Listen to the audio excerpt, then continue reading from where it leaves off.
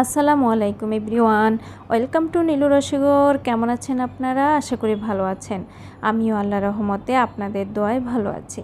আজ আমি আপনাদের জন্য নিয়ে এসেছি সবার পছন্দের এবং সবার প্রিয় একটি রেসিপি, আর সেটি হলো ডাবের পুডিং।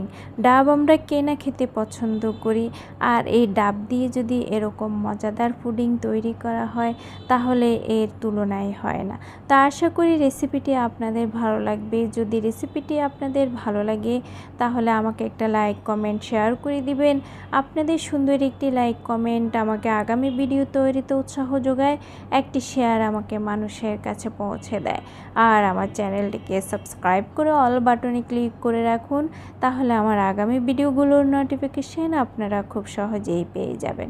চলুন তাহলে এই মজাদার সুস্বাদু ঠান্ডা ঠান্ডা ডাবের পুডিং আমি কিভাবে তৈরি করেছি আপনাদের সাথে শেয়ার করি। এর জন্য আমি নিয়েছি 4টা ডাব। এখন এগুলোকে কেটে আমি পানি বের করে নিব। পানিগুলোকে বের করে নিয়েছি, বের করে একটি বলে নিয়েছি। একটু ডাবের যে ছোচা আছে তার একটু আইস আছে। এখন এগুলোকে আমি ছেঁকে নিব একটি স্ট্রেনার দিয়ে, যেন আঁশগুলো আলাদা হয়ে যায়। ডাবের পানির মধ্যে যেন কোনো লাম্পস বা কোনো কিছুই যেন না থাকে, একেবারে ফ্রেশ যেন পানিটা হয়ে যায়। পানিটা একদম ফ্রেশ হয়ে গিয়েছে। এখন এখানে 2 লিটার পানি হয়েছে। আর ডাবের ভিতরে যে নারকেল বা শাঁসটা আছে সেটাকেও আমি নিয়ে নিয়েছি, এটা দিয়ে পুডিং তৈরি করব। আর এখান থেকে আমি 1 কাপ পরিমাণ পানি আলাদা করে নিয়েছি। আমার এখানে 2 লিটার পানি ছিল, এখন আমার 2 লিটার থেকে একটু কম। এই 2 লিটার থেকে একটু কম পানির মধ্যে আমি দিয়ে দিচ্ছি 4 টিস্পুন থেকে একটু কম পরিমাণে আগার আগার পাউডার। এখানে 1 লিটার পানির জন্য 2 টিস্পুন আগার আগার পাউডার প্রয়োজন। আমি 1 কাপ সরিয়ে রেখেছি, তাই একটু পরিমাণে কম দিয়েছি। আর দিয়ে দিচ্ছি এখানে 100 গ্রাম পরিমাণ সুগার। আপনারা যদি বেশি মিষ্টি খেতে চান তাহলে বাড়িয়ে দিতে পারেন। ডাবের পানি এমনিতেই মিষ্টি থাকে, তাই আমি এই পরিমাণ চিনি দিয়েছি।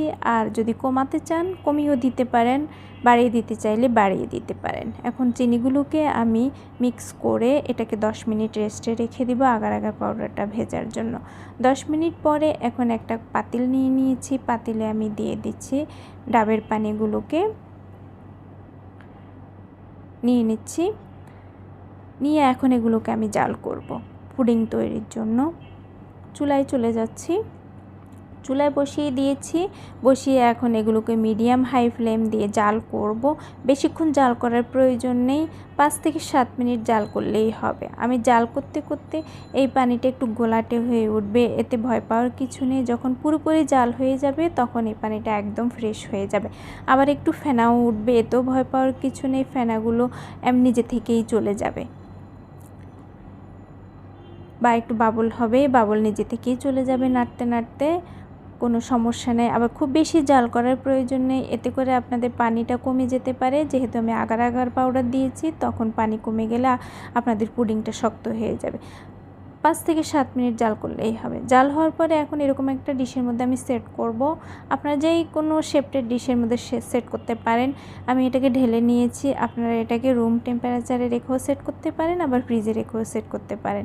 উপরে যদি এরকম বাবল হয়, সেই বাবলগুলোকে একটি চামচের সাহায্যে একটু নেড়ে দিয়ে ভেঙে দিলেই হবে। যদি এগুলো নিজে থেকে ভেঙে চলে যায় তাহলে তো ভালো, আর যদি না ভেঙে দেন তাহলে উপরে হয়তো ভেসে থাকবে, তখন দেখতে ভালো দেখা যাবে না। ভেঙে দেওয়াই ভালো।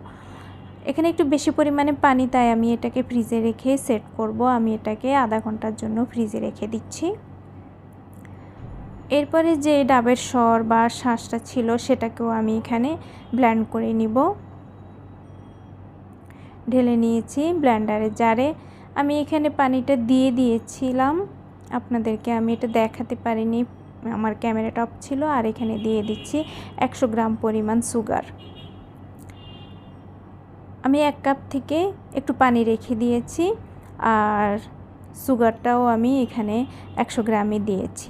দিয়ে এটাকে এখন আমি ব্লেন্ড করব। আগে দিয়ে ফেলেছিলাম, ব্লেন্ড করার জন্য নিয়ে যাচ্ছি। ব্লেন্ড করে নিয়ে এসেছি। এখন এগুলোকে আমি আবার ছেঁকে নেব, কারণ একবারে ব্লেন্ড করাতে হয়তো এর মধ্যে লাম্পস থেকে যাবে, আবার লাম্পসগুলোকে আমি আবারও ব্লেন্ড করে নেব, যদি থাকে যেন একদম ফ্রেশ একটা জুস আসে, সেজন্য এটাকে আমি ছেঁকে নেব। আবার একটা চামচের সাহায্যে ঘুরিয়ে ঘুরিয়ে ছেঁকে নিচ্ছি। এভাবে যদি চামচের সাহায্যে ঘুরিয়ে ঘুরিয়ে ছেঁকে নেন তাহলে খুব তাড়াতাড়ি ছাঁকা হয়ে যায়। একটা লাম্পস ডাবগুলো অনেকটাই রয়ে গেছে, সরগুলো আমি আবার এগুলোকে ব্লেন্ড করব। আমি আগেই একটু ডাবের পানি রেখে দিয়েছিলাম, সেই ডাবের পানিটা আমি এখন এখানে দিয়ে দিব। আমি এখানে কোনো বাইরের পানি ব্যবহার করিনি, নর্মাল পানি ব্যবহার করিনি। আমি এখানে সুগার আর পুরোটাই ডাবের পানি ব্যবহার করেছি। এখন এটুকুকে আমি আবার ব্লেন্ড করব। ব্লেন্ড করে আমি ছেঁকে নিয়েছি। ছেঁকে এখন এর মধ্যে আমি দিয়ে দিব 1 টিস্পুনের থেকে একটু কম পরিমাণে আগার পাউডার। এখানে আমার 1/2 লিটার আছে, আর 1/2 লিটার থাকলেও আমি পুরো 1 টিস্পুন দিব না, কারণ হচ্ছে এই ডাবের যে লিকুইডটা এটা একটু ঘন, এটা নারকেলটা শাঁসটা তাই। আর এটাকেও আমি 10 মিনিট রেস্টে রেখেছিলাম।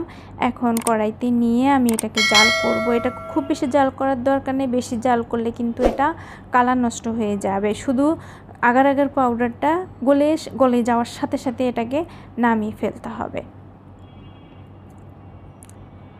2 থেকে 3 মিনিট জাল হলে এটাকে আমি নামিয়ে ফেলবো। এরকম যখন জাল হয়ে উঠবে তখনই আমি এটাকে নামিয়ে ফেলবো।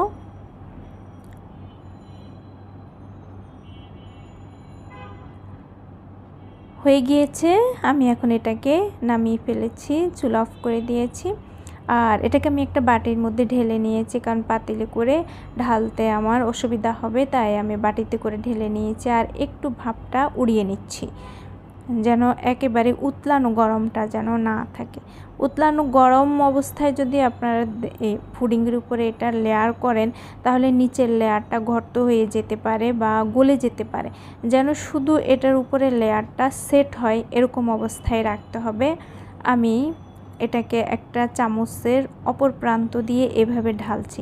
যদি এভাবে চামচের অপর প্রান্ত দিয়ে এভাবে ঢালেন তাহলে পুডিংয়ের গায়ে ডাইরেক্ট পড়লে যেরকম গর্ত হবে, এভাবে ঢাললে কোনো গর্ত হয়ে যায় না বা হোল হয়ে যায় না, পুডিংটা সমানভাবে পড়ে। আপনারা এটাকে রুম টেম্পারেচারে রেখেও সেট করতে পারেন, আবার ফ্রিজে রেখেও সেট করতে পারেন। যদি তাড়াতাড়ি প্রয়োজন হয় তাহলে ফ্রিজে রাখলে এটা 10 মিনিটেই সেট হয়ে যাবে।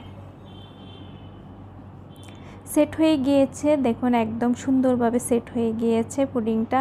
ডাবের পুডিং তৈরি করা কিন্তু খুবই সহজ, খুব বেশি একটা কঠিন কাজ না।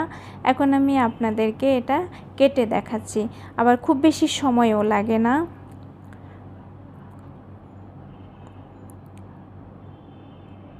খুবই মজা হয়েছে, সুস্বাদু এই ডাবের পুডিং, আর দেখতেও খুবই সুন্দর লাগে, জেলির মতো লাগে, খেতে খুবই ভালো লাগে।